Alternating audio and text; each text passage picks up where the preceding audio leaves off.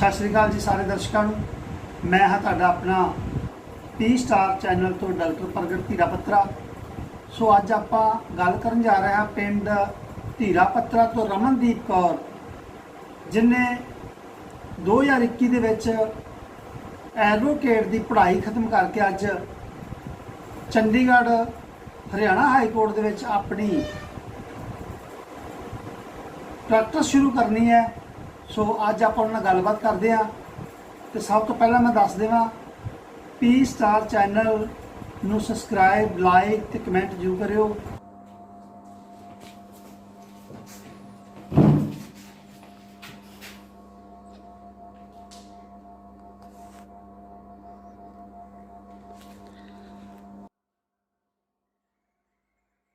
ਤੁਸੀਂ ਜਿਹੜਾ ਇਹਨਾਂ ਰਸਤਾ ਤੈਅ ਕੀਤਾ ਇਹਦੇ ਬਾਰੇ ਦਰਸ਼ਕਾਂ ਨੂੰ ਕੀ ਦੱਸਣਾ ਚਾਹੋਗੇ? ਸਭ ਤੋਂ ਪਹਿਲਾਂ ਤਾਂ ਮੈਂ ਤੁਹਾਡੇ ਚੈਨਲ ਦਾ ਧੰਨਵਾਦ ਕਰਨਾ ਚਾਹੁੰਦੀ ਹਾਂ। ਪੀ ਸਟਾਰ ਨਿਊਜ਼ ਚੈਨਲ ਦਾ ਮੈਂ ਸਭ ਤੋਂ ਪਹਿਲਾਂ ਧੰਨਵਾਦ ਕਰਨਾ ਚਾਹੁੰਦੀ ਹਾਂ ਜਿਨ੍ਹਾਂ ਨੇ ਆਪਦਾ ਟਾਈਮ ਕੱਢ ਕੇ ਮੇਰੇ ਇਹ ਵਿਚਾਰ ਸੁਣਨ ਦਾ ਟਾਈਮ ਕੱਢਿਆ।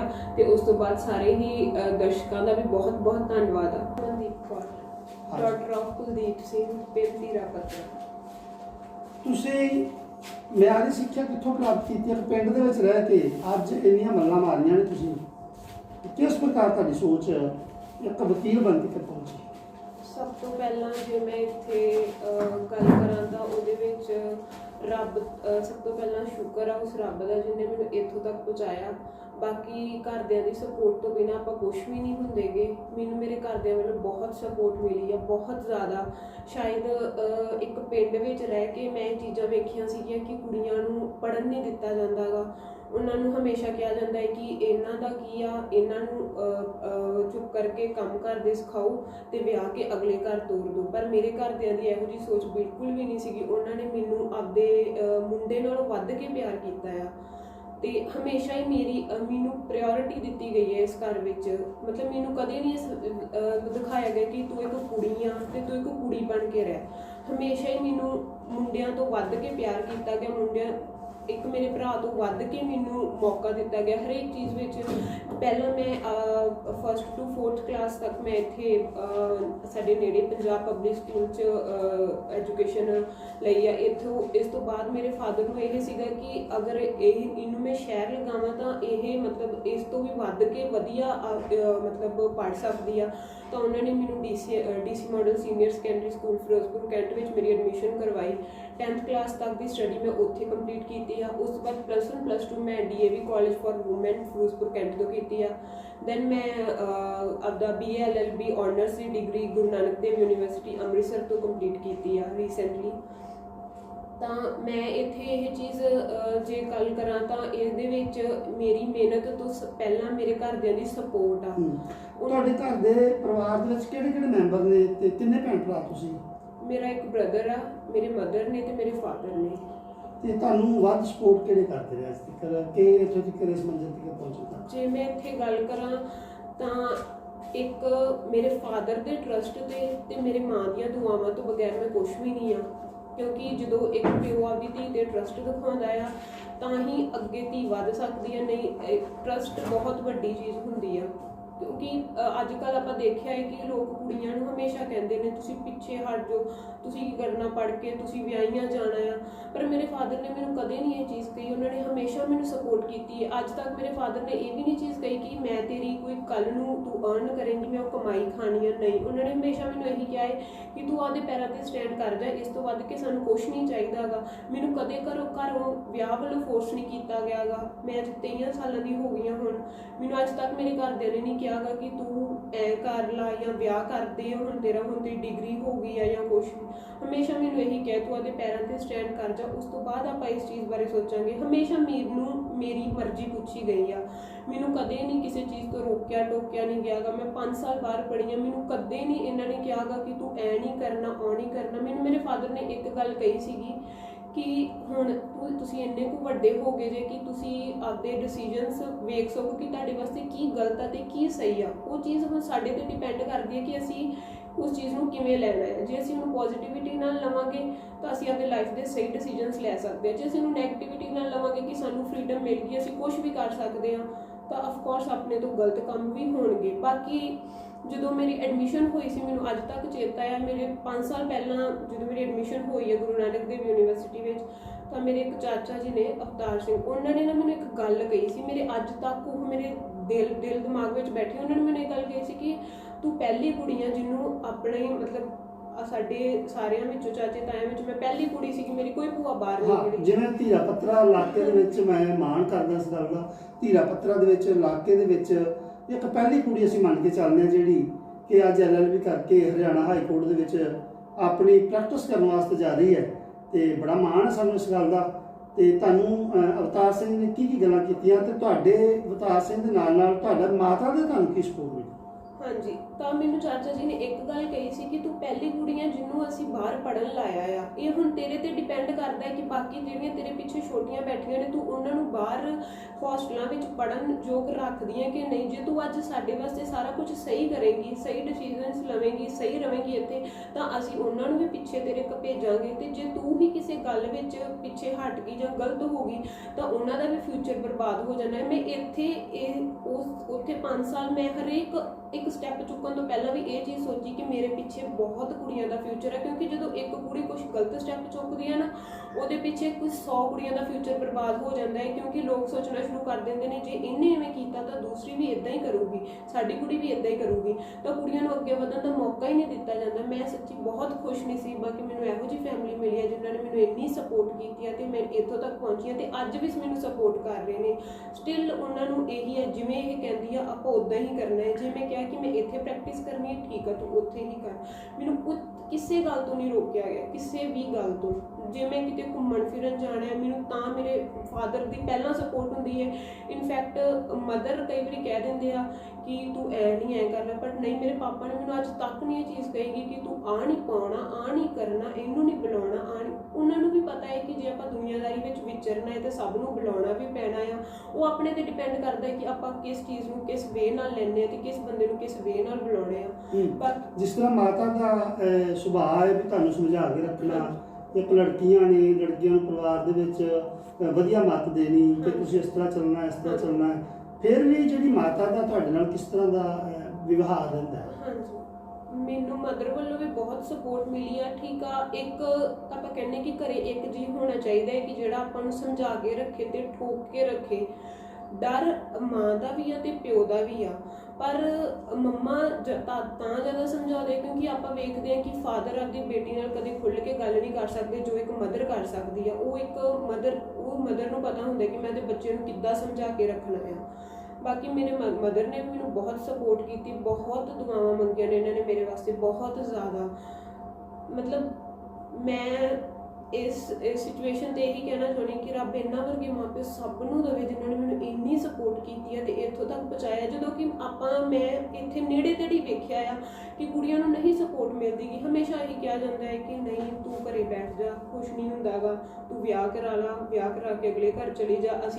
ਮੈਂ ਲੋਕਾਂ ਦੀ ਸੋਚ ਦੇਖੀ, ਲੋਕਾਂ ਨੂੰ ਇਹ ਹੁੰਦਾ ਹੈ ਕਿ ਇਹਨੇ ਤਾਂ ਅਗਲੇ ਘਰ ਚਲੀ ਜਾਣਾ, ਅਸੀਂ ਕਿਹੜਾ ਇਹਦੀ ਕਮਾਈ ਖਾਣੀ, ਜਿਹੜਾ ਅਸੀਂ ਇਹਦੇ ਤੇ ਪੈਸਾ ਲਾਈਏ। ਪਰ ਇਹਨਾਂ ਨੇ ਅੱਜ ਤੱਕ ਇਹ ਵੀ ਲਾਲਚ ਨਹੀਂ ਕੀਤਾ ਗਾ ਕਿ ਹਾਂ ਕੱਲ੍ਹ ਨੂੰ ਅਸੀਂ ਇਹਦੀ ਕਮਾਈ ਖਾਣੀ ਹੈ ਜਾਂ ਫਿਰ ਅਸੀਂ ਤਾਂ ਕਰਕੇ ਇਹਨੂੰ ਪੜ੍ਹਾਉਣੇ ਪਿਆ। ਨਾ, ਬਿਲਕੁਲ ਵੀ ਨਹੀਂ। ਮੇਰੇ ਫਾਦਰ ਨੇ ਹਮੇਸ਼ਾ ਮੈਨੂੰ ਇਹੀ ਚੀਜ਼ ਕਹੀ ਕਿ ਮੈਂ ਇਹਨਾਂ ਦੀ ਕਮਾਈ ਨਹੀਂ ਖਾਣੀ ਗੀ। ਬਿਲਕੁਲ ਵੀ ਨਹੀਂ ਇਹ ਚੀਜ਼ ਮੇਰੇ ਸਾਹਮਣੇ ਕਦੇ ਲੈ ਕੇ ਆਉਂਦੀ ਗਈ ਕਿ ਤੂੰ ਅਰਨ ਕਰ ਤੇ ਅਸੀਂ ਤੇਰੀ ਕਮਾਈ ਤੋਂ ਕੁਛ ਵੀ ਕਰਨਾ ਹੈ।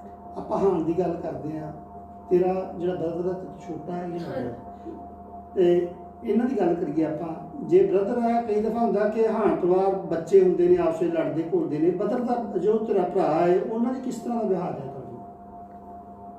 ਮੇਰੇ ਬ੍ਰਦਰ ਮੇਰੇ ਤੋਂ ਛੋਟਾ ਆ। ਬਾਕੀ ਚਲੋ ਭੈਣ ਭਰਾਵਾਂ ਵਿੱਚ ਲੜਾਈਆਂ ਹੁੰਦੀਆਂ ਹੀ ਆ, ਸਭ 'ਚ ਹੁੰਦੀਆਂ ਨੇ, ਸ਼ਾਇਦ ਸਾਡੇ 'ਚ ਵੀ ਹੁੰਦੀਆਂ ਹੀ ਨੇ। ਬਾਕੀ ਚਲੋ ਸਪੋਰਟਿਵ ਆ, ਹਮੇਸ਼ਾ ਇਹਨੇ ਵੀ ਮੈਨੂੰ ਸਪੋਰਟ ਕੀਤੀ ਆ। ਕਦੇ ਨਹੀਂ ਇਹਨੇ ਇਹ ਚੀਜ਼ ਕਹੀਗੀ, ਮਤਲਬ ਜਿਵੇਂ ਦੂਸਰੇ ਬ੍ਰਦਰਸ ਹੁੰਦੇ ਨੇ ਕਿ ਹਾਂ ਕਹਿਣਾ ਕਿ ਤੂੰ ਨਾ ਕਰ ਜਾਂ ਨਾ ਕਰ, ਹਮੇਸ਼ਾ ਮੈਨੂੰ ਇਹਦੇ ਵੱਲੋਂ ਵੀ ਇਹੀ ਚੀਜ਼ ਰਹੀ ਆ ਕਿ ਜਿੱਦਾਂ ਤੇਰੀ ਮਰਜ਼ੀ ਆ, ਤੇਰੀ ਲਾਈਫ ਆ, ਤੂੰ ਆਪਣੀ ਲਾਈਫ ਦੇ ਆਪੇ ਡਿਸੀਜਨਸ ਲੈ ਸਕਦੀ ਆ। ਮੈਨੂੰ ਅੱਜ ਤੱਕ ਕਿਸੇ ਨੇ, ਮੈਂ ਇਸ ਚੀਜ਼ ਲਈ ਖੁਸ਼ਕਿਸਮਤ ਆ ਕਿ ਮੈਨੂੰ ਅੱਜ ਤੱਕ ਕਿਸੇ ਨੇ ਇਹ ਚੀਜ਼ ਤੋਂ ਨਹੀਂ ਰੋਕਿਆ ਗਾ ਕਿ ਤੂੰ ਐ ਨਹੀਂ ਕਰਨਾ, ਆ ਨਹੀਂ ਪਾਉਣਾ, ਐ ਨਹੀਂ, ਇੱਥੇ ਨਹੀਂ ਖੜਨਾ, ਉਹ ਨਹੀਂ ਕਰਨਾ। ਇਸ ਚੀਜ਼ ਤੋਂ ਮੈਨੂੰ ਅੱਜ ਤੱਕ ਕਦੇ ਨਹੀਂ। ਬਾਕੀ ਮੈਂ ਵੀ ਇਹ ਇੱਕ ਕੁੜੀ 'ਤੇ ਵੀ ਡਿਪੈਂਡ ਕਰਦਾ ਹੁੰਦਾ ਹੈ ਕਿ ਉਹਨਾਂ ਨੇ ਉਸ ਫਰੀडम ਨੂੰ ਕਿਵੇਂ ਲੈਣਾ, ਪੋਜ਼ੀਟਿਵਲੀ ਜਾਂ ਨੈਗੇਟਿਵਲੀ। ਜੇ ਆਪਾਂ ਉਹਨੂੰ ਪੋਜ਼ੀਟਿਵਲੀ ਲਵਾਂਗੇ ਤੇ ਘਰ ਦੇ ਆਪਣੇ 'ਤੇ ਟਰਸਟ ਕਰਨਗੇ ਤੇ ਗਾਂ 100 ਕੁੜੀਆਂ ਦਾ ਫਿਊਚਰ ਬਣੇਗਾ। ਜਿਹੜੀਆਂ ਮੇਰੀਆਂ ਛੋਟੀਆਂ ਭੈਣਾਂ ਨੇ, ਮੇਰੇ ਤੋਂ ਛੋਟੀਆਂ ਬੈਠੀਆਂ ਮੇਰੀਆਂ ਕਜ਼ਨਸ ਨੇ, ਉਹਨਾਂ ਦਾ ਵੀ ਫਿਊਚਰ ਬਣੇਗਾ, ਕਿਉਂਕਿ ਉਹਨਾਂ ਨੂੰ ਵੀ ਹੋਵੇਗਾ ਕਿ ਚੱਲ ਜੀ ਸਾਡੇ ਪਰਿਵਾਰ ਦੀ ਇੱਕ ਕੁੜੀ ਅੱਗੇ ਵੱਧ ਗਈ ਹੈ ਤੇ ਹੋਰ ਇਹਨਾਂ ਨੂੰ ਵੀ ਅਸੀਂ ਅੱਗੇ ਵਧਣ ਲਈ ਤੋਰੀਏ। ਜੇ ਮੈਂ ਉਹੀ ਫਰੀडम ਨੂੰ ਨੈਗੇਟਿਵਲੀ ਲੈਂਦੀ ਤੇ ਕੁਝ ਗਲਤ ਕਰਦੀ ਤਾਂ ਉਹਨਾਂ ਦਾ ਵੀ ਫਿਊਚਰ ਬਰਬਾਦ ਹੀ ਬਰਬਾਦ ਸੀ। ਮੇਰੇ ਪਿੱਛੇ 100 ਕੁੜੀਆਂ ਦਾ ਫਿਊਚਰ ਬਰਬਾਦ ਹੋ ਜਾਣਾ ਸੀ। ਪਰ ਅੱਜ ਮੈਂ ਇਹ ਮੰਨਦੀ ਹਾਂ ਕਿ ਜੇ ਮੈਂ ਅੱਜ ਇੱਥੇ ਬੈਠੀ ਹਾਂ ਤਾਂ ਹੋ ਸਕਦਾ ਹੈ ਕਿ ਮੇਰੇ ਪਿੱਛੇ 100 ਕੁੜੀਆਂ ਦਾ ਫਿਊਚਰ ਜਿਹੜਾ ਹੈ ਉਹ ਬ੍ਰਾਈਟ ਹੋ ਜਾਵੇ। ਅੱਛਾ, ਅੱਜ ਤੁਸੀਂ high court, Haryana high court ਦੇ ਵਿੱਚ ਜਾ ਰਹੇ ਹੋ, ਸੋ ਉੱਥੇ ਵੀ ਤੁਹਾਡਾ ਕੋਈ ਜਿਵੇਂ ਹਰਿਆਣਾ ਹਾਈ ਕੋਰਟ ਦੇ ਵਿੱਚ ਕੋਈ ਪ੍ਰੈਕਟਿਸ ਕਰਦਾ ਜਾਂ ਤੁਹਾਨੂੰ ਸਪੋਰਟ ਮਿਲ ਰਹੀ ਹੈ, ਜਾਂ ਉਹ ਕੌਣ ਨੇ ਜਿਨ੍ਹਾਂ ਦੇ ਤੁਸੀਂ ਥਰੂ ਚੱਲੋਗੇ, ਜਾਂ ਤੁਹਾਨੂੰ ਕਿਹੜਾ ਉੱਥੇ ਕੈਂਪ ਵਗੈਰਾ ਸਪੋਰਟ ਕਰ ਰਿਹਾ? ਹਾਂਜੀ, ਉੱਥੇ ਐਡਵੋਕੇਟ ਗੁਰਜੰਟ ਸਿੰਘ ਭੁੱਲਰ ਨੇ, ਉਹ ਸਾਡੇ ਨੋਨ ਨੇ ਤੇ ਉਹਨਾਂ ਵੱਲੋਂ ਮੈਨੂੰ ਸਪੋਰਟ ਆ। ਬਾਕੀ ਉਹਨਾਂ ਨੇ ਮੈਨੂੰ ਕਿਹਾ ਹੈ ਕਿ ਤੁਸੀਂ ਆਓ, ਕੋਈ 2-3 ਮਹੀਨੇ, ਚਲੋ ਆਪਾਂ ਕਹਿ ਸਕਦੇ ਹਾਂ ਹਾਲੇ ਮੈਂ ਫਰੈਸ਼ਰਸ ਹਾਂ, ਸਿੱਖਣ 'ਤੇ ਵੀ ਲੱਗਦੇ ਆ। ਬਾਕੀ from the very first day ਅਗਰ ਕੋਈ ਕੇਸ ਆ ਤਾਂ ਆਪਾਂ ਉਹਨੂੰ ਹੈਂਡਲ ਕਰਾਂਗੇ, ਇੱਕ ਪੈਨਲ ਬਿਠਾ ਕੇ ਹੈਂਡਲ ਕਰਾਂਗੇ। ਉੱਥੇ ਹੋਰ ਕਾਫੀ ਨੋਨ ਲਾਇਰਸ ਹੈਗੇ ਨੇ, ਤਾਂ ਅਗਰ ਕੋਈ ਵੀ ਕੇਸ ਆਉਂਦਾ ਹੈ ਤਾਂ ਅਸੀਂ ਉਹਨੂੰ ਹੈਂਡਲ ਕਰ ਸਕਦੇ ਹਾਂ ਇੱਕ ਦੂਸਰੇ ਨਾਲ ਡਿਸਕਸ ਵਗੈਰਾ ਕਰਕੇ। ਬਾਕੀ ਚਲੋ ਹਲੇ ਥੋੜ੍ਹਾ ਟਾਈਮ ਲੱਗਦਾ, ਹਰੇਕ ਚੀਜ਼ 'ਚ ਟਾਈਮ ਲੱਗਦਾ, ਹਰੇਕ ਲਾਈਨ ਟਾਈਮ ਮੰਗਦੀ ਆ। ਮੈਂ ਗੱਲ ਕਰਨ ਜਾ ਰਿਹਾ, ਜਿਸ ਤਰ੍ਹਾਂ ਤੁਸੀਂ ਹਰਿਆਣਾ ਹਾਈ ਕੋਰਟ ਦੇ ਵਿੱਚ ਇੱਕ ਐਡਵੋਕੇਟ ਦੇ ਤੌਰ 'ਤੇ ਬੈਠੇ ਹੋ, ਤੇ ਜਿਸ ਤਰ੍ਹਾਂ ਤੁਹਾਨੂੰ ਇਲਾਕੇ ਦੇ ਵਿੱਚ ਕੋਈ ਕੇਸ ਆਉਂਦਾ ਹੈ, ਕੋਈ ਲੜਕੀਆਂ ਦੇ ਕੇਸ ਆਉਂਦੇ, ਅੱਜ ਕੱਲ੍ਹ ਬਹੁਤ ਜ਼ਿਆਦਾ ਕੇਸ ਆਉਂਦੇ ਨੇ, ਤੁਸੀਂ ਇਲਾਕੇ ਨੂੰ ਕੀ ਸੁਝਾਅ ਦਿਓਗੇ ਤੇ ਕਿਸ ਪ੍ਰਕਾਰ ਇਹਨਾਂ ਨੂੰ ਹੋਲਡ ਕਰੋਗੇ? ਮੈਂ ਹਮੇਸ਼ਾ ਅਵੇਲੇਬਲ ਹਾਂ। ਅਗਰ ਮੈਂ ਆਪਦੇ ਏਰੀਆ ਦੀ ਗੱਲ ਕਰਾਂ, ਨੋਟ ਜਸਟ ਏਰੀਆ ਦੀ, ਚਲੋ ਮੈਂ ਉਹਨਾਂ ਨੂੰ ਵੀ ਇਸ ਚੀਜ਼ ਦਾ ਹੋਵੇ ਕਿ ਹਾਂ ਵੀ ਸਾਡਾ ਕੋਈ ਹਾਈ ਕੋਰਟ 'ਚ ਹੈਗਾ, ਕੋਈ ਵੀ ਮੇਰੇ ਕੋਲ ਬੇਝਿਜਕ ਆ ਸਕਦਾ ਆ। ਮੈਂ ਆਪਦੇ ਵਿਜ਼ਿਟਿੰਗ ਕਾਰਡ ਵਗੈਰਾ ਘਰੇ ਦੇ ਕੇ ਜਾਊਂਗੀ, ਤਾਂ ਕੋਈ ਵੀ ਮੈਨੂੰ ਕੰਟੈਕਟ ਕਰ ਸਕਦਾ ਕਿਸੇ ਵੀ ਟਾਈਮ। ਆਪਾਂ ਸਾਰਾ ਉੱਥੇ ਪੈਨਲ ਨਾਲ ਡਿਸਕਸ ਕਰਕੇ ਅਗਰ ਕੋਈ ਕੇਸ ਆਉਂਦਾ ਆ ਤਾਂ ਆਪਾਂ ਉਸ ਚੀਜ਼ ਨੂੰ ਹੈਂਡਲ ਕਰਾਂਗੇ। ਬਾਕੀ ਮੈਂ ਦੇਖਿਆ ਹੈ ਕਿ ਲੋਕ ਚੁੱਪ ਕਰ ਜਾਂਦੇ ਨੇ ਕਿ ਅੱਜ ਕੱਲ੍ਹ ਇਨਜਸਟਿਸ ਹੋਈ ਪਈ ਹੈ, ਬਹੁਤ ਜ਼ਿਆਦਾ ਇਨਜਸਟਿਸ ਹੋਈ ਪਈ ਆ।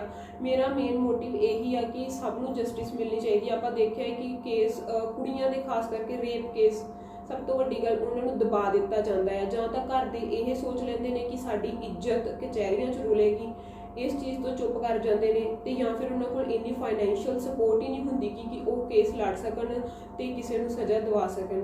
ਸੋ ਅਗਰ ਕਿਸੇ ਨੂੰ ਵੀ ਕੋਈ ਵੀ ਪ੍ਰੋਬਲਮ ਆਉਂਦੀ ਹੈ ਇਸ ਚੀਜ਼ ਨੂੰ ਲੈ ਕੇ ਤਾਂ ਕੋਈ ਵੀ ਮੈਨੂੰ ਕੰਟੈਕਟ ਕਰ ਸਕਦੇ ਹੋ। ਆਪਾਂ ਪੂਰੀ ਹੈਲਪ ਕਰਾਂਗੇ, ਜਿੱਥੋਂ ਤੱਕ ਮੇਰੇ ਕੋਲ ਹੋ ਸਕੇਗਾ ਮੈਂ ਪੂਰੀ ਹੈਲਪ ਕਰੂੰਗੀ। ਬਾਕੀ ਹਲੇ ਮੈਂ ਵੀ ਫਰੈਸ਼ਰਸ ਹਾਂ, ਮੈਂ ਇਹ ਵੀ ਚੀਜ਼ ਨਹੀਂ ਕਹਿੰਦੀ ਕਿ ਮੈਂ ਇਕੱਲੀ ਉਹ ਚੀਜ਼ ਹੈਂਡਲ ਕਰੂੰਗੀ। ਮੇਰੇ ਜਿਹੜੇ ਉੱਥੇ ਸੀਨੀਅਰਸ ਨੇ ਉਹਨਾਂ ਨਾਲ ਪੈਨਲ ਨਾਲ ਸਾਰੀ ਡਿਸਕਸ਼ਨ ਕਰਕੇ ਆਪਾਂ ਫਿਰ ਹੀ ਕਿਸੇ ਡਿਸੀਜਨਸ 'ਤੇ ਪਹੁੰਚਾਂਗੇ। ਬਾਕੀ ਅਗਰ ਕਿਸੇ ਨੂੰ ਵੀ ਕੋਈ ਵੀ ਹੈਲਪ ਦੀ ਜ਼ਰੂਰਤ ਹੈ, ਕਿਸੇ ਵੀ ਜਸਟਿਸ ਦੇ ਰਿਲੇਟਡ, ਤਾਂ ਕੋਈ ਵੀ ਮੈਨੂੰ ਕੰਟੈਕਟ ਕਰ ਸਕਦੇ ਕਿਸੇ ਵੀ ਟਾਈਮ। ਤੇ ਤੁਸੀਂ ਜਿਹੜਾ ਇਹ ਫਾਸਲਾ ਤੈਅ ਕੀਤਾ ਹੈ, ਇੱਕ +1 ਤੋਂ ਲੈ ਕੇ +2 ਤੋਂ ਲੈ ਕੇ ਇੰਨਾ ਜਿਹੜਾ ਕੀਤਾ ਹੈ, ਇਹਦੇ ਵਿੱਚ ਕਿੰਨਾ ਦੀ ਤੁਹਾਨੂੰ ਬਾਹਲੀ ਜ਼ਿਆਦਾ ਸਪੋਰਟ ਰਹੀ? ਹਾਂਜੀ, ਤਾਂ ਸਭ ਤੋਂ ਪਹਿਲਾਂ ਤਾਂ ਉਸ ਰੱਬ ਤੋਂ ਬਿਨਾਂ ਆਪਾਂ ਕੁਛ ਵੀ ਨਹੀਂ ਗੇ। ਸਭ ਤੋਂ ਪਹਿਲਾਂ ਤਾਂ ਉਸ ਰੱਬ ਦਾ ਸ਼ੁਕਰਾਨਾ ਆ। ਬਾਕੀ ਮਦਰ ਫਾਦਰ, ਬਾਕੀ ਸਾਡੇ ਨੌਨ ਬਾਬਾ ਜੀ ਨੇ ਸਤਨਾਮ ਸਿੰਘ ਜੀ, ਉਹਨਾਂ ਦੀ ਮੈਨੂੰ ਬਹੁਤ ਸਪੋਰਟ ਰਹੀ ਆ। ਉਹਨਾਂ ਨੇ ਮੇਰੇ ਫਾਦਰ ਸਾਹਿਬ ਉਹਨਾਂ ਤੋਂ ਬਿਨਾਂ ਪੁੱਛੇ ਕੋਈ ਕੰਮ ਨਹੀਂ ਕਰਦੇਗੇ, ਤਾਂ ਹਮੇਸ਼ਾ ਹੀ ਉਹਨਾਂ ਨੇ, ਜੇ ਮੈਂ ਲਾਅ ਕਰਨਾ ਸਟਾਰਟ ਕੀਤਾ ਤਾਂ ਅਸੀਂ ਉਹਨਾਂ ਨੂੰ ਪੁੱਛਿਆ ਤਾਂ ਉਹਨਾਂ ਨੇ ਕਿਹਾ, ਉਹਨਾਂ ਨੇ ਇਨਫੈਕਟ ਮੈਨੂੰ ਇਹ ਵੀ ਕਿਹਾ ਕਿ ਬੇਟਾ ਤੂੰ PU 'ਚ ਐਡਮਿਸ਼ਨ ਲੈ, ਪੰਜਾਬ ਯੂਨੀਵਰਸਿਟੀ ਚੰਡੀਗੜ੍ਹ 'ਚ। ਹੁਣ ਤੱਕ ਵੀ ਮੈਂ ਜੋ ਵੀ ਕਹਿ ਦਿੰਦੀ ਹਾਂ, ਜੇ ਮੈਂ ਪਾਪਾ ਨੂੰ ਕਹਾਂ, ਪਾਪਾ ਕਹਿੰਦੇ ਤੁਸੀਂ ਬਾਬਾ ਜੀ ਨਾਲ ਗੱਲ ਕਰੋ, ਤਾਂ ਮੈਂ ਉਹਨਾਂ ਨਾਲ ਗੱਲ ਕਰ ਲੈਂਦੀ ਹਾਂ। ਉਹਨਾਂ ਨੂੰ ਹਮੇਸ਼ਾ ਇਹੀ ਹੁੰਦਾ ਹੈ ਕਿ ਜਿੱਦਾਂ ਤੂੰ ਬੇਟਾ ਕਰਨਾ ਚਾਹੁੰਦੀ ਹੈ ਤੂੰ ਕਰ। ਤਾਂ ਉਸ ਤੋਂ ਬਾਅਦ ਬਾਕੀ ਜੇ ਆਪਾਂ ਸੈਕੰਡਲੀ ਗੱਲ ਕਰੀਏ ਤਾਂ ਮੇਰੇ ਚਾਚੂ ਨੇ ਗੁਰਬੀਰ ਸਿੰਘ ਭੁੱਲਰ ਤੇ ਅਮਨਦੀਪ ਸਿੰਘ ਭੁੱਲਰ, ਉਹਨਾਂ ਦੀ ਮੈਨੂੰ ਬਹੁਤ ਸਪੋਰਟ ਰਹੀ ਆ। ਹਮੇਸ਼ਾ ਉਹਨਾਂ ਨੇ ਮੈਨੂੰ ਮੋਟੀਵੇਟ ਕੀਤਾ ਹਰੇਕ ਚੀਜ਼ ਵਾਸਤੇ, ਕਿਉਂਕਿ ਉਹ ਥੋੜ੍ਹਾ ਬਾਹਰ ਅੰਦਰ ਨਿਕਲੇ ਸੀਗੇ ਉਹ ਦੋਨੋਂ। ਉਹਨਾਂ ਨੇ ਉਹਨਾਂ ਦੀ ਐਜੂਕੇਸ਼ਨ ਵੀ ਚੰਡੀਗੜ੍ਹ ਦੀ ਆ ਦੋਨਾਂ ਦੀ, ਤਾਂ ਉਹਨਾਂ ਨੇ ਵੀ ਮੈਨੂੰ ਇਸ ਚੀਜ਼ 'ਚ ਬਹੁਤ ਸਪੋਰਟ ਕੀਤਾ। ਕਿਉਂਕਿ ਜਦੋਂ ਤੱਕ ਘਰਦਿਆਂ ਨੂੰ, ਕਿਉਂਕਿ ਮੇਰੇ ਫਾਦਰ ਸਾਹਿਬ ਇੰਨੇ ਜ਼ਿਆਦਾ ਐਜੂਕੇਟਿਡ ਨਹੀਂ ਗੇ ਕਿ ਉਹਨਾਂ ਨੂੰ ਕੁਝ ਪਤਾ ਹੁੰਦਾ ਸਟੱਡੀਜ਼ ਬਾਰੇ। ਬਾਕੀ ਬਾਹਰ ਅੰਦਰ ਬਹੁਤ ਨਿਕਲਦੇ ਨੇ। ਬਾਕੀ ਚਲੋ ਐਜੂਕੇਸ਼ਨ ਬਾਰੇ ਆਪਾਂ ਕਿਸੇ ਨੂੰ ਕੁਝ ਪੁੱਛਦੇ ਹਾਂ, ਉਹਨਾਂ ਨੇ ਹਮੇਸ਼ਾ ਉਹਨਾਂ ਨੂੰ ਪੁੱਛਿਆ ਹੈ ਕੋਈ ਵੀ ਕੰਮ, ਤਾਂ ਉਹਨਾਂ ਨੇ ਹਮੇਸ਼ਾ ਇਹੀ ਕਿਹਾ ਕਿ ਜਿੱਦਾਂ ਇਹਦਾ ਦਿਲ ਕਰਦਾ ਤੁਸੀਂ ਇਹਨੂੰ ਉੱਦਾਂ ਕਰਾਓ। ਉਹਨਾਂ ਨੇ ਵੀ ਮੈਨੂੰ ਬਹੁਤ ਸਪੋਰਟ ਕੀਤੀ ਆ। ਅੱਛਾ, ਆਪਾਂ ਗੱਲ ਕਰੀਏ ਲੜਕੀਆਂ ਦੀ ਗੱਲ ਜਿਸ ਤਰ੍ਹਾਂ ਚੱਲਦੀ ਹੈ, ਤੁਹਾਨੂੰ ਇਹ ਪੜ੍ਹਾਈ ਕਰਨ ਪਿੱਛੇ, ਐਜੂਕੇਸ਼ਨ ਕਰਨ ਪਿੱਛੇ ਤੁਹਾਨੂੰ ਜਿਹੜਾ ਕੋਰਸ ਕਰਨ ਪਿੱਛੇ ਕਿਹੜੀਆਂ ਮੁਸ਼ਕਲਾਂ ਦਾ ਸਾਹਮਣਾ ਕਰਨਾ ਪਿਆ ਹੈ ਇੱਕ ਲੜਕੀ ਵਾਸਤੇ, ਲੜਕੀ ਹੋਣ ਦੇ ਨਾਤੇ ਤੋਂ ਕਹਿ ਸਕਦੇ? ਸਭ ਤੋਂ ਪਹਿਲਾਂ ਤਾਂ ਜਦੋਂ ਮੈਂ 10th ਤੋਂ ਬਾਅਦ ਆਪਣੀ ਲਾਈਫ ਆਪਾਂ 10th ਤੋਂ ਬਾਅਦ ਆਪਣੀ ਲਾਈਫ 'ਚ ਇੱਕ ਮੋੜ ਆਉਂਦਾ ਹੈ ਕਿ ਆਪਾਂ ਇੱਕ ਸਟਰੀਮ ਚੂਜ਼ ਕਰਨੀ ਹੁੰਦੀ ਹੈ ਜਿਹੜੀ ਕਿ ਸਾਰਿਆਂ ਵਾਸਤੇ ਬਹੁਤ ਡਿਫਿਕਲਟ ਟਾਈਮ ਹੁੰਦਾ ਆ। ਤਾਂ ਉਸ ਟਾਈਮ 'ਤੇ ਮੈਂ ਕੋਈ ਵੀ ਗਲਤ ਡਿਸੀਜਨ ਨਹੀਂ ਸੀ ਲੈਣਾ ਚਾਹੁੰਦੀ। ਮੈਨੂੰ ਆਪਾਂ ਜਿਵੇਂ ਛੋਟੇ ਹੁੰਦੇ ਆ ਅਤੇ ਆਪਾਂ ਨੂੰ ਇੱਕ ਦੋ ਚੀਜ਼ਾਂ ਦਾ ਪਤਾ ਹੁੰਦਾ ਹੈ ਕਿ ਜਾਂ ਡਾਕਟਰ ਜਾਂ ਇੰਜੀਨੀਅਰ। ਮੈਂ ਵੀ ਸ਼ੁਰੂ ਤੋਂ ਉੱਦਾਂ ਦੀ ਹੀ ਸੀਗੀ, ਮੈਨੂੰ ਇਹ ਸੀਗਾ ਕਿ ਮੈਂ ਡਾਕਟਰ ਬਣਨਾ ਆ। ਬਟ ਜਦੋਂ ਮੈਂ ਅੱਗੇ ਗਈ 6th 7th ਕਲਾਸ ਵਿੱਚ ਜਾ ਕੇ ਮੈਂ ਚੀਜ਼ ਫੀਲ ਕੀਤੀ ਕਿ ਮੈਨੂੰ ਕੋਈ ਇੰਟਰਸਟ ਹੀ ਨਹੀਂ ਹੈ, ਨਾ ਮੈਥ 'ਚ ਅਤੇ ਨਾ ਸਾਇੰਸ 'ਚ। ਤਾਂ ਹਮੇਸ਼ਾ ਮੈਂ ਇਹ ਚੀਜ਼ ਸੋਚੀ ਕਿ ਮੈਨੂੰ ਆਪਦੇ ਇੰਟਰਸਟ ਵੱਲ ਜਾਣਾ ਹੈ। ਮੈਂ ਲੋਕਾਂ ਵੱਲ ਨਹੀਂ ਦੇਖਣਾ ਕਿ ਲੋਕ ਕੀ ਕਹਿਣਗੇ ਕਿ ਰਮਨ ਤੂੰ ਮੈਡੀਕਲ ਨਹੀਂ ਕੀਤਾ, ਤੂੰ ਨੋਨ ਮੈਡੀਕਲ ਨਹੀਂ ਕੀਤਾ। ਨਹੀਂ, ਮੈਨੂੰ ਸੋਸ਼ਲ ਸਾਇੰਸਿਸ 'ਚ ਇੰਟਰਸਟ ਸੀਗਾ, ਪੋਲੀਟੀਕਲ ਸਾਇੰਸ 'ਚ ਇੰਟਰਸਟ ਸੀ, ਮੈਨੂੰ ਹਿਸਟਰੀ 'ਚ ਇੰਟਰਸਟ ਸੀਗਾ, ਮੈਨੂੰ ਲਾਅ ਦੀਆਂ ਬੁੱਕਸ ਪੜ੍ਹਨੀਆਂ ਪਸੰਦ ਸੀਗੀਆਂ। ਤਾਂ ਜਦੋਂ ਮੈਂ 10th ਕੰਪਲੀਟ ਕੀਤੀ ਤਾਂ ਮੈਨੂੰ ਪੁੱਛਿਆ ਗਿਆ ਕਿ ਤੂੰ ਕੀ ਕਰਨਾ ਹੈ। ਮੈਂ ਕਿਹਾ ਮੈਂ ਆਰਟਸ ਕਰਨੀ ਆ। ਮੇਰੇ ਘਰਦਿਆਂ ਨੇ ਮੈਨੂੰ ਕੁਛ ਨਹੀਂ ਕਿਹਾ, ਉਹਨਾਂ ਨੇ ਕਿਹਾ ਜਿੱਦਾਂ ਤੇਰਾ ਦਿਲ ਕਰਦਾ ਹੈ। ਪਰ ਬਾਹਰੋਂ ਬਹੁਤ ਲੋਕਾਂ ਨੇ ਮੈਨੂੰ ਕਿਹਾ ਤੂੰ DCM 'ਚ ਪੜ੍ਹੀ ਸੀ, ਤੂੰ DC ਮਾਡਲ 'ਚ ਪੜ੍ਹੀ ਸੀਗੀ। ਇੱਕ ਜਿਵੇਂ ਆਪਾਂ ਕਹਿ ਦਈਏ ਟੌਂਟ ਕੀਤਾ ਕਿ ਤੂੰ DC ਮਾਡਲ 'ਚ ਪੜ੍ਹ ਕੇ ਵੀ ਤੂੰ ਆਰਟਸ ਕਰਦੀ ਪਈ ਆ। ਮੈਂ ਫਿਰ ਵੀ ਚੁੱਪ ਰਹੀ ਕਿ ਚਲੋ ਠੀਕ ਆ, ਮੈਨੂੰ ਮੇਰਾ ਵਿਜ਼ਨ ਕਲੀਅਰ ਹੈ ਕਿਉਂਕਿ ਮੈਂ ਲਾਅ ਕਰਨਾ ਹੈ ਤਾਂ ਮੈਂ ਆਰਟਸ ਹੀ ਕਰੂੰਗੀ। ਮੈਡੀਕਲ ਨੋਨ ਮੈਡੀਕਲ ਕਰਨ ਦਾ ਕੋਈ ਫੰਡ ਨਹੀਂ ਹੈ ਮੇਰੇ ਵਾਸਤੇ, ਅਗਰ ਮੈਂ ਮੈਡੀਕਲ ਲਾਈਨ 'ਚ ਜਾਣਾ ਹੀ ਨਹੀਂ ਹੈ ਤਾਂ। ਮੈਂ ਉਸ ਟਾਈਮ 'ਤੇ ਵੀ ਚੁੱਪ ਰਹੀ। ਬਹੁਤ ਲੋਕਾਂ ਨੇ ਮੈਨੂੰ ਕਿਹਾ ਤੂੰ ਏਡੇ ਵੱਡੇ ਸਕੂਲ ਤੋਂ ਪੜ੍ਹ ਕੇ ਤੂੰ ਆਰਟਸ ਕਰਨੀ ਸੀਗੀ, ਤਾਂ ਮੈਂ ਉਸ ਚੀਜ਼ 'ਚ ਵੀ ਚੁੱਪ ਰਹੀ। ਬਾਕੀ +1 +2 ਵਿੱਚ ਜਦੋਂ ਮੈਂ DAV ਕਾਲਜ ਫਾਰ ਵੂਮੈਨ ਗਈ ਤਾਂ ਉੱਥੋਂ ਦੇ ਟੀਚਰਸ ਦਾ ਮੈਨੂੰ ਬਹੁਤ ਸਪੋਰਟ ਸੀਗਾ। ਉਹਨਾਂ ਨੇ ਮੈਨੂੰ ਬਹੁਤ ਸਪੋਰਟ ਕੀਤੀ। ਉਹਨਾਂ ਨੂੰ ਪਤਾ ਸੀ ਕਿ ਇਹ ਬ੍ਰਾਈਟ ਸਟੂਡੈਂਟ ਆ। ਉਹਨਾਂ ਨੇ ਹਮੇਸ਼ਾ ਮੈਨੂੰ ਇਹੀ ਕਿਹਾ ਕਿ ਰਮਨ ਤੂੰ ਇੱਥੇ ਨਾ ਰਹੀ, ਤੂੰ ਬਾਹਰ ਇਸ ਸ਼ਹਿਰ ਤੋਂ ਬਾਹਰ ਜਾ ਕੇ ਪੜ੍ਹਾਈ ਕਰੀ। ਤਾਂ ਮੇਰੇ ਪੋਲੀਟੀਕਲ ਸਾਇੰਸ ਦੇ ਟੀਚਰ ਸੀਗੇ ਮਿਸ ਰਿਬਿਕਾ ਚੌਧਰੀ। ਉਹਨਾਂ ਨੇ ਮੈਨੂੰ ਬਹੁਤ ਸਪੋਰਟ ਕੀਤੀ ਕਿਉਂਕਿ ਉਹਨਾਂ ਨੇ ਖੁਦ PU ਤੋਂ ਸਟੱਡੀ ਕੀਤੀ ਸੀਗੀ। ਤਾਂ ਉਹਨਾਂ ਨੇ ਮੈਨੂੰ ਉੱਥੋਂ ਦਾ ਕਾਫੀ ਪ੍ਰੋਸੈਸ ਵਗੈਰਾ ਦੱਸਿਆ। ਉਹ ਇਸ ਚੀਜ਼ 'ਚ ਬਹੁਤ ਖੁਸ਼ ਸੀਗੇ ਕਿ ਹਾਂ ਮੈਂ ਲਾਅ ਕਰਨ ਲੱਗੀ ਹਾਂ। ਅੱਜ ਵੀ ਸਟਿਲ ਉਹ ਮੇਰੇ ਨਾਲ ਕੰਟੈਕਟ 'ਚ ਨੇ। ਅਤੇ +2 ਤੋਂ ਬਾਅਦ ਜਦੋਂ ਮੈਂ ਲਾਅ ਕਰਨ ਬਾਰੇ ਸੋਚਿਆ ਤਾਂ ਉਸ ਟਾਈਮ 'ਤੇ ਵੀ ਮੈਨੂੰ ਮੁਸ਼ਕਿਲਾਂ ਆਈਆਂ ਕਿਉਂਕਿ ਕੋਈ ਉੱਠ ਕੇ ਕਹਿੰਦਾ ਸੀ 5 ਸਾਲ ਬਹੁਤ ਲੰਬਾ ਟਾਈਮ ਆ। ਸਭ ਤੋਂ ਪਹਿਲਾਂ ਤਾਂ ਇਹ ਹੋ ਗਿਆ ਕਿ ਕੁੜੀ ਨੂੰ ਬਾਹਰ ਲਾਉਣਾ ਆ। ਮਤਲਬ ਘਰਦਿਆਂ ਵੱਲੋਂ ਨਹੀਂ, ਬਹੁਤ ਲੋਕ ਹੁੰਦੇ ਨੇ ਕਹਿਣ ਵਾਲੇ ਬਾਹਰ ਕਿਉਂ ਲਾਉਣਾ ਆ, ਇੱਥੇ ਪੜ੍ਹਾਓ, ਅੱਖਾਂ ਤੋਂ ਦੂਰ ਕਿਉਂ ਕਰਨਾ ਆ। ਇੱਕ ਟਰਸਟ ਇਸ਼ੂਜ਼ ਕ੍ਰੀਏਟ ਕਰਨ ਦੀ ਕੋਸ਼ਿਸ਼ ਕੀਤੀ ਪਰ ਉਹ ਮੇਰੇ ਘਰਦਿਆਂ ਦਾ ਟਰਸਟ ਸੀਗਾ ਕਿ ਉਹਨਾਂ ਨੇ ਕਿਹਾ ਕਿ ਨਹੀਂ ਕੁਛ ਨਹੀਂ ਹੁੰਦਾ, ਸਾਨੂੰ ਉਹਦੀ ਕੁੜੀ 'ਤੇ ਟਰਸਟ ਆ। ਉਸ ਤੋਂ ਬਾਅਦ ਜੇ ਮੈਂ ਉੱਥੇ BA LLB ਦੀ ਗੱਲ ਕਰੀਏ ਤਾਂ ਆਪਾਂ ਨੋਰਮਲੀ ਵੇਖੀਦਾ ਹੈ ਕਿ ਬੈਚਲਰਸ ਅਤੇ ਮਾਸਟਰਸ ਦਾ ਕਰਕੇ 5 ਸਾਲ ਹੋ ਜਾਂਦੇ ਨੇ ਅਤੇ ਮੇਰੀ ਸਿਰਫ ਬੈਚਲਰਸ ਹੀ 5 ਸਾਲ ਦੀ ਸੀ। ਸਭ ਨੇ ਵੀ ਕਿਹਾ ਬੜਾ ਲੰਬਾ ਟਾਈਮ ਆ, ਬਹੁਤ ਲੰਬਾ ਟਾਈਮ ਆ, ਕਦੋਂ ਇਹ ਟਾਈਮ ਕੰਪਲੀਟ ਹੋਊਗਾ। ਪਰ ਮੈਨੂੰ ਖੁਦ ਨੂੰ ਇਹ ਚੀਜ਼ ਦਾ ਪਤਾ ਨਹੀਂ ਲੱਗਾ ਕਿ ਕਦੋਂ ਇਹ 5 ਸਾਲ ਕੰਪਲੀਟ ਹੋ ਗਏ। ਬਾਕੀ ਮੁਸ਼ਕਿਲਾਂ ਆਉਂਦੀਆਂ, ਹਰੇਕ ਫੀਲਡ ਵਿੱਚ ਮੁਸ਼ਕਿਲਾਂ ਆਉਂਦੀਆਂ ਨੇ। ਸ਼ੁਰੂ ਵਿੱਚ ਪੜ੍ਹਾਈ ਵੀ ਔਖੀ ਲੱਗਦੀ ਪਰ ਹੌਲੀ ਜਦੋਂ ਆਪਾਂ ਉਸ ਚੀਜ਼ 'ਚ ਦਿਲ ਲਾਉਣਾ ਸ਼ੁਰੂ ਕਰਦੇ, ਜਦੋਂ ਆਪਾਂ ਨੂੰ ਪਤਾ ਹੋਵੇ ਕਿ ਆਪਾਂ ਇਸ ਚੀਜ਼ ਵਿੱਚ ਅੱਗੇ ਵਧਣਾ ਚਾਹੁੰਦੇ ਹਾਂ, ਇਸ ਲਾਈਨ ਵਿੱਚ ਆਪਦਾ ਨਾਮ ਬਣਾਉਣਾ ਆ, ਤਾਂ ਹਰੇਕ ਚੀਜ਼ ਆਪੇ ਹੀ ਸੌਖੀ ਹੋ ਜਾਂਦੀ ਆ। ਬਾਕੀ ਮੈਂ ਇੱਥੇ ਮੈਂਸ਼ਨ ਕਰਨਾ ਚਾਹੂੰਗੀ ਮੇਰੇ ਦਾਦਾ ਜੀ। ਮੈਨੂੰ ਕੁਛ ਮਹਿਸੂਸ ਹੋਇਆ ਤੁਹਾਡੀ ਅੱਖਾਂ 'ਚ ਪਾਣੀ ਹੈ ਅਤੇ ਕਿਸੇ ਦੀ ਯਾਦ ਆਈ ਹੈ, ਕਿਸੇ ਪਰਿਵਾਰ ਦੀ ਯਾਦ ਆਈ ਹੈ ਜਿਨ੍ਹਾਂ ਨੂੰ ਸਪੋਰਟ ਕੀਤੀ ਹੋਵੇ, ਦਾਦਾ ਜੀ, ਦਾਦੀ ਜੀ, ਜਾਂ ਜਿਵੇਂ ਸਰਦਾਰ ਗੰਗਾ ਸਿੰਘ ਜੀ ਤੁਹਾਡੇ, ਉਹਨਾਂ ਦੀ ਕਿਸੇ ਨੇ ਸਪੋਰਟ ਕੀਤੀ ਹੋਵੇ ਜਿਹੜੀ ਅੱਜ ਯਾਦ ਆਈ ਤੁਹਾਨੂੰ, ਉਹਦੇ ਬਾਰੇ ਕੀ ਕਹਿਣਾ ਚਾਹੁੰਦੇ? ਹਾਂਜੀ, ਮੇਰੇ ਦਾਦਾ ਜੀ ਸੀਗੇ ਸਰਦਾਰ ਬੇਅੰਤ ਸਿੰਘ ਭੁੱਲਰ। ਉਹ ਐਕਸਪਾਇਰ ਹੋ ਗਿਆ 5 ਮੰਥਸ ਪਹਿਲਾਂ। ਉਹਨਾਂ ਦੀ ਮੈਨੂੰ ਬਹੁਤ ਸਪੋਰਟ ਸੀਗੀ, ਬਹੁਤ ਜ਼ਿਆਦਾ। ਮਤਲਬ ਉਹ ਖੁਦ ਪੜ੍ਹੇ ਲਿਖੇ ਨਹੀਂ ਸੀਗੇ ਬਟ ਸਟਿਲ ਉਹ ਮੈਨੂੰ ਇੰਨਾ ਮੋਟੀਵੇਟ ਕਰਦੇ ਸੀਗੇ। ਹਮੇਸ਼ਾ ਉਹਨਾਂ ਨੂੰ ਇਹ ਹੁੰਦਾ ਸੀਗਾ ਕਿ ਮੇਰੀ ਪੋਤੀ ਕੁਛ ਬਣੇ। ਹਮੇਸ਼ਾ ਮੈਨੂੰ ਜਦੋਂ ਵੀ ਮੈਂ ਆਇਆ ਕਰਨਾ ਉਹਨਾਂ ਨੇ ਮੈਨੂੰ ਪੁੱਛਿਆ ਕਰਨਾ ਤੇਰਾ ਕਿੰਨਾ ਟਾਈਮ ਰਹਿ ਗਿਆ, ਤੂੰ ਕਦੋਂ ਕੁਛ ਬਣਨਾ ਹੈ, ਤੂੰ ਕਦੋਂ ਵਕੀਲ ਬਣਨਾ ਹੈ। ਤਾਂ ਅੱਜ ਮੈਨੂੰ ਸਭ ਤੋਂ ਜ਼ਿਆਦਾ ਕਮੀ ਉਹਨਾਂ ਦੀ ਮਹਿਸੂਸ ਹੋ ਰਹੀ ਆ। ਤੁਸੀਂ ਕੀ ਸੰਦੇਸ਼ ਦੇਣਾ ਚਾਹੋਗੇ ਲੜਕੀਆਂ ਨੂੰ ਆਪਣੇ ਇਸ ਸਮੇਂ ਦੌਰਾਨ? ਮੈਂ ਸਾਰੀਆਂ ਕੁੜੀਆਂ ਨੂੰ ਇਹੀ ਕਹਿਣਾ ਚਾਹੁੰਦੀ ਕਿ ਅਗਰ ਜੇ ਕਿਸੇ ਕੁੜੀ ਨੇ, ਪਹਿਲੀ ਗੱਲ ਤਾਂ ਮੈਂ ਸਾਰਿਆਂ ਦੇ ਘਰਦਿਆਂ ਨੂੰ ਇਹ ਚੀਜ਼ ਕਹਿਣਾ ਚਾਹੁੰਦੀ ਹਾਂ, ਪੈਰੈਂਟਸ ਨੂੰ ਕਹਿਣਾ ਚਾਹੁੰਦੀ ਹਾਂ ਕਿ ਤੁਸੀਂ ਹਮੇਸ਼ਾ ਆਪਣੀਆਂ ਕੁੜੀਆਂ ਨੂੰ ਸਪੋਰਟ ਕਰਿਆ ਕਰੋ, ਕਿ ਉਹਨਾਂ ਨੂੰ ਅੱਗੇ ਵਧਣ ਲਈ ਕਿਹਾ ਕਰੋ ਕਿ ਹਾਂ ਤੁਸੀਂ ਅੱਗੇ ਜਾਓ। ਕੁੜੀਆਂ ਵੀ ਬਹੁਤ ਕੁਝ ਕਰ ਸਕਦੀਆਂ ਨੇ। ਅੱਜ ਹਰੇਕ ਫੀਲਡ ਵਿੱਚ ਕੁੜੀਆਂ ਵੀ ਨੇ। ਪਹਿਲਾਂ ਹੁੰਦਾ ਸੀਗਾ ਕਿ ਕੁਝ ਫੀਲਡ ਸੀ ਜਿਨ੍ਹਾਂ ਵਿੱਚ ਕੁੜੀਆਂ ਦਾ ਹੱਥ ਸੀਗਾ, ਪਰ ਅੱਜ ਕੱਲ੍ਹ ਹਰੇਕ ਫੀਲਡ ਵਿੱਚ ਆਪਾਂ ਵੇਖੀਦਾ ਕਿ ਕੁੜੀਆਂ ਨੇ। ਤਾਂ ਕੁੜੀਆਂ ਵੀ ਨਾਮ ਰੌਸ਼ਨ ਕਰ ਸਕਦੀਆਂ ਨੇ। ਘਰਦਿਆਂ ਦਾ ਕੁੜੀਆਂ ਨੂੰ ਹਮੇਸ਼ਾ ਅੱਗੇ ਵਧਣ ਦੀ ਪ੍ਰੇਰਨਾ ਦਿਆ ਕਰੋ। ਤੇ ਬਾਕੀ ਜਿਹੜੀਆਂ ਕੁੜੀਆਂ ਨੂੰ ਮੈਂ ਇਹ ਚੀਜ਼ ਕਹਿਣਾ ਚਾਹੁੰਦੀ ਕਿ ਜੇ ਤੁਹਾਡੇ ਘਰ ਦੇ ਤੁਹਾਨੂੰ ਇੰਨੀ ਕੁ ਖੁੱਲ੍ਹ ਦਿੰਦੇ ਨੇ, ਫਰੀडम ਦਿੰਦੇ ਨੇ ਕਿ ਤੁਹਾਨੂੰ ਤੁਸੀਂ ਬਾਹਰ ਜਾ ਕੇ ਪੜ੍ਹ ਸਕੋ ਤੇ ਅੱਗੇ ਵੱਧ ਸਕੋ, ਤਾਂ ਤੁਸੀਂ ਵੀ ਉਹਨਾਂ ਨੂੰ ਇਸ ਚੀਜ਼ ਵਿੱਚ ਕਦੇ ਵੀ ਨਿਰਾਸ਼ ਨਾ ਕਰਿਆ ਕਰੋ। ਹਮੇਸ਼ਾ ਉਹਨਾਂ ਦਾ ਨਾਮ ਉੱਚਾ ਕਰੋ। ਕੁਛ ਵੀ ਆ, ਠੀਕ ਆ, ਫਰੀडम ਮੈਂ ਇਹ ਨਹੀਂ ਕਹਿੰਦੀ ਕਿ ਮੈਂ ਘੁੰਮੀ ਫਿਰੀ ਨਹੀਂ ਆ, ਸਾਰਾ ਕੁਛ ਹੀ ਕੀਤਾ। ਮੈਂ 5 ਸਾਲ ਬਾਹਰ ਪੜ੍ਹੀ ਹਾਂ, ਮੈਂ ਘੁੰਮੀ ਫਿਰੀ ਵੀ ਆ, ਇੰਜੋਇਮੈਂਟ ਵੀ ਕੀਤੀ ਆ, ਫਰੈਂਡਸ ਸਰਕਲ 'ਚ ਵੀ ਬੈਠੇ ਆ। ਬਾਕੀ ਆਪਾਂ ਨੂੰ ਵੀ ਪਤਾ ਹੈ ਕਿ ਆਪਣੇ ਫੈਮਲੀਜ਼ ਆਪਾਂ ਨੂੰ ਕੀ ਚੀਜ਼ ਅਲਾਉ ਕਰਦੀਆਂ ਨੇ ਤੇ ਕੀ ਚੀਜ਼ ਡਿਸ ਅਲਾਉ ਕਰਦੀਆਂ ਨੇ। ਪਲੀਜ਼ ਉਹਨਾਂ ਦੀਆਂ ਜਿਹੜੀਆਂ ਚੀਜ਼ਾਂ ਆਪਣੀ ਸੁਸਾਇਟੀ ਅਲਾਉ ਨਹੀਂ ਕਰਦੀਗੀ, ਤੇ ਜਿਨ੍ਹਾਂ ਕਰਕੇ ਆਪਣੇ ਘਰਦਿਆਂ ਦਾ ਨੱਕ ਨੀਵਾਂ ਹੁੰਦਾ ਜਾਂ ਉਹਨਾਂ ਦਾ ਸਿਰ ਨੀਵਾਂ ਹੁੰਦਾ ਹੈ, ਤਾਂ ਪਲੀਜ਼ ਉਹ ਚੀਜ਼ਾਂ ਨਾ ਕਰਿਆ ਕਰੋ। ਕਿਉਂਕਿ ਜਦੋਂ ਇੱਕ ਕੁੜੀ ਗਲਤ ਸਟੈਪ ਚੁੱਕਦੀ ਹੈ ਨਾ, ਉਹਦੇ ਪਿੱਛੇ 100 ਕੁੜੀਆਂ ਦਾ ਫਿਊਚਰ ਬਰਬਾਦ ਹੋ ਜਾਂਦਾ ਹੈ। ਪਲੀਜ਼ ਆਪਦੇ ਲਈ ਨਹੀਂ ਤਾਂ ਦੂਜਿਆਂ ਵਾਸਤੇ ਹੀ ਸੋਚ ਕੇ ਥੋੜਾ ਚੱਲਿਆ ਕਰੋ। ਬਾਕੀ ਚਲੋ ਜਿਵੇਂ ਵੀ। ਇਹ ਸਨ ਐਡਵੋਕੇਟ ਰਮਨਦੀਪ ਕੌਰ ਪਿੰਡ ਧੀਰਾ ਪੱਤਰਾ, ਜਿਨ੍ਹਾਂ ਨੇ ਆਪਣੀ ਜ਼ਿੰਦਗੀ ਦਾ ਸਫ਼ਰ ਤੈਅ ਕਰਦਿਆਂ ਹੋਇਆਂ ਅੱਜ ਹਰਿਆਣਾ ਹਾਈ ਕੋਰਟ ਵਿੱਚ ਪ੍ਰੈਕਟਿਸ ਸ਼ੁਰੂ ਕੀਤੀ ਹੈ ਤੇ ਆਪਣੇ ਬਹੁਤ ਵਧੀਆ ਵਿਚਾਰ ਦਰਸ਼ਕਾਂ ਤੱਕ ਰੱਖੇ।